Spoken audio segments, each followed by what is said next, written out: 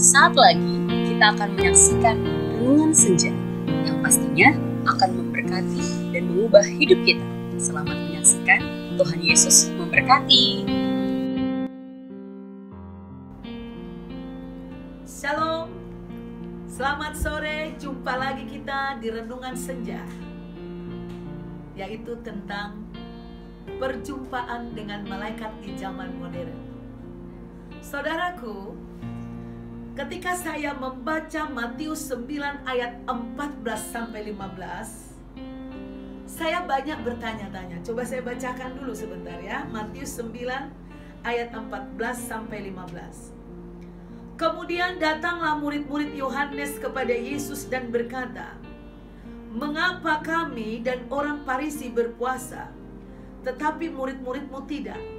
Jawab Yesus kepada mereka, "Dapatkah sahabat-sahabat mempelai laki-laki berduka cita selama mempelai itu bersama mereka? Tetapi waktunya akan datang, mempelai itu diambil dari mereka, dan pada waktu itulah mereka akan berpuasa." Pertanyaan saya mendapat kesan dari Alkitab ini bahwa setelah Yesus naik ke sorga, orang Kristen, mempelai Kristus perlu berpuasa. Tetapi saya waktu muda itu sangat jarang mendengar di gereja saya ada orang berpuasa. Bahkan ketika saya pergi bertanya ke berbagai orang, bahkan hamba-hamba Tuhan, mereka mengatakan, "Kita tidak perlu lagi berpuasa. Yesus sudah membayar semua hutang kita dengan lunas." Saya nggak ngerti, saudaraku. Tapi saya tidak begitu saja diam karena pendeta sudah bicara. Saya terus bergumul. Saya membaca banyak buku-buku kesaksian. Salah satunya, saudara, adalah kesaksian dari Lydia Prince. Lydia Prince adalah istri dari Bapak Derek Prince yang banyak menulis buku-buku Kristen di era modern ini. Ibu Lydia Prince ini bersaksi ketika dia pergi ke Israel menyaksikan kemerdekaan Israel. Berkali-kali dia melihat malaikat menolong dia ketika menyelamatkan anak dan macam-macam, saudaraku. Saya berpikir, wah, luar biasa. Kemudian saya juga pernah membaca buku Robert Layarden, bahwa dia dibawa ke sorga, melihat malaikat di sorga. Kemudian saudaraku, saya membaca yang paling luar biasa kurasakan adalah Kenneth Hagin. Ketika hamba Tuhan Kenneth Hagin ini, setiap kali dia membaca Alkitab, kok bisa pas tepat dengan apa jawaban yang dia butuhkan. Dia bertanya kepada Tuhan, "Tuhan, kok bisa sih setiap kali dia angkat Alkitab seperti ini, dia berdoa dengan cara Pentakosta yang kuno, saudaraku, kok bisa tepat gitu?"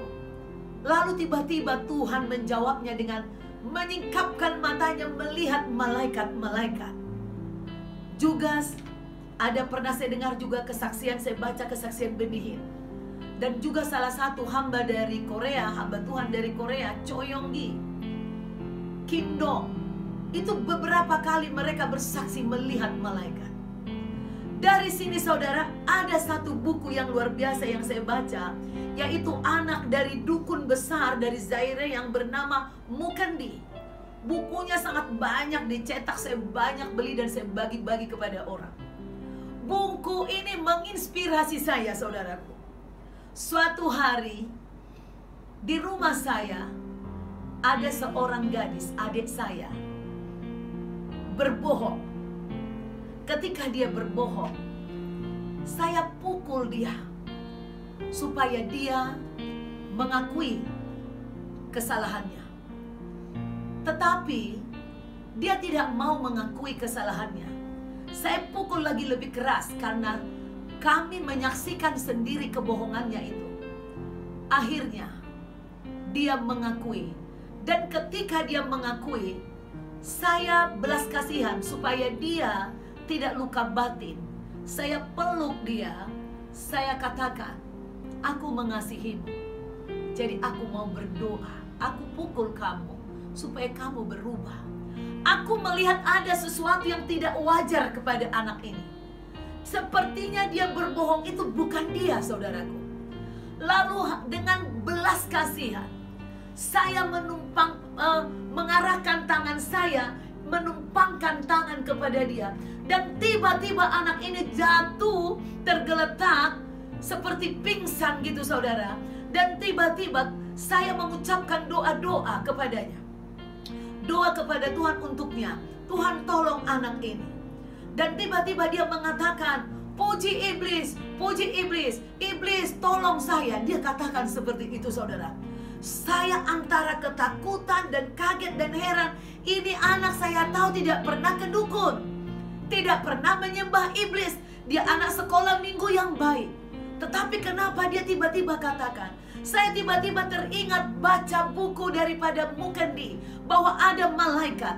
Tiba-tiba saya katakan, darah Yesus mengalir sekitar rumah saya, radius 1 kilometer. Ada darah Yesus mengalir. Dan kularang roh jahat mendekat ke sini, karena ada darah Yesus di sini.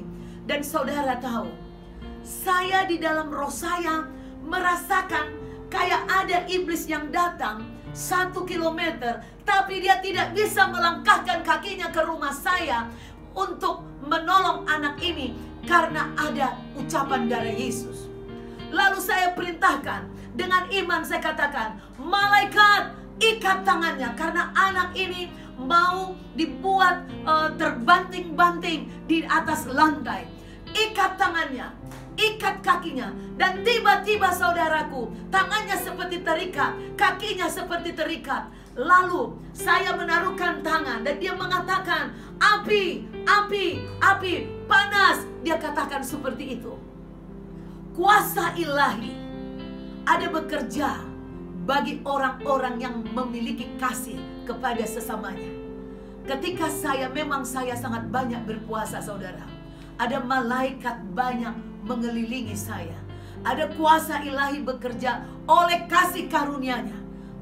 Sehingga saya, saudara, dapat berdoa melepaskan adik saya ini sampai dia mengalami pemulihan dan dia diberikan kekuatan kembali, dan dia menangis berterima kasih kepada saya. Dia katakan, sudah berbulan-bulan saya ingin lepas dari kebohongan ini, Kak. Saya setiap kali mendengar khotbah sekolah minggu, saya ketakutan seperti ada yang menusuk-nusuk hati saya.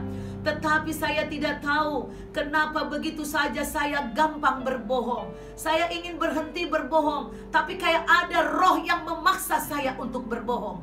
Dia katakan seperti itu. Saudaraku, malaikat itu sungguh ada. Saya tidak lihat waktu itu, saudara. Tetapi di kemudian hari, beberapa kali saya pernah berjumpa dengan malaikat. Saudaraku, jika saudara penasaran seperti apa malaikat yang saya lihat, saudara boleh mengajukan pertanyaan di YouTube kita. Saya akan jawab pada hari Jumat nanti. Apa yang Tuhan karuniakan kepada saya akan bagikan kepada saudara. Selamat sore. Selamat menikmati kehadiran malaikat. Selamat menikmati kemurahan Tuhan. Semua karena Tuhan Yesus sangat baik. Tuhan Yesus pun Tuhan mengalami dikawal malaikat, diberi kekuatan. Banyak nabi-nabi, banyak hamba-hamba Tuhan di zaman modern ini.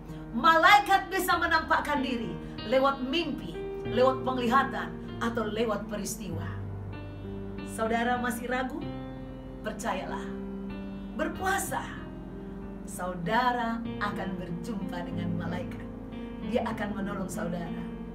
Even saudara tidak merasakannya, even saudara tidak melihatnya, malaikat itu sungguh nyata.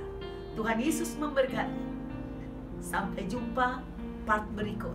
Dan ingat, jangan lupa like and subscribe dan share ke banyak orang, supaya banyak orang mengalami pertolongan malaikat dan mereka dibebaskan dari segala kuk perbudakan, kuk perhambaan iblis. Sebab kita diberi kuasa untuk menginjak-injak musuh, karena Yesus sudah menang atas kita.